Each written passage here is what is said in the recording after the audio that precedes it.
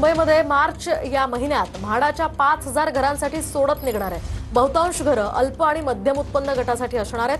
5,000 पैकी 2,500 घरं गोरेगावच्या पत्राचाळीत असणार आहेत। एक महत्त्वाची बातमी आपण पाहतोय। मुंबईत मार्चमध्ये म्हाडाच्या 5,000 घरांसाठी सोडत निघणार आहे। बहुतांश घरं ही अल्प आणि मध्यम उत्पन्न गटासाठी असणार आहेत।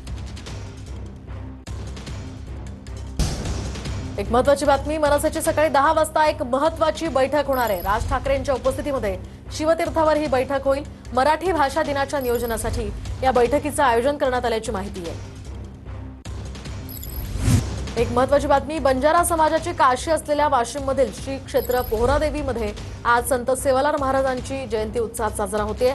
उत्सव सोहळ्याला उपमुख्यमंत्री एकनाथ शिंदे सुद्धा येणार आहेत, तर मुख्यमंत्री आणि उपमुख्यमंत्री सुनेत्र पवार सुद्धा या कार्यक्रमाला उपस्थित राहण्याची शक्यता आहे। सेवालाल महाराजांच्या जयंतीनिमित्त पर्यटन महोत्सवाचं इथे आयोजन करण्यात आलंय। दरम्यान या संदर्भात आपण अधिकची माहिती जाणून घेऊयात आमचे प्रतिनिधी स्वप्नील उमप यांच्याकडून। स्वप्नील, कसं आयोजन या ठिकाणी या कार्यक्रमाचं करण्यात आलंय?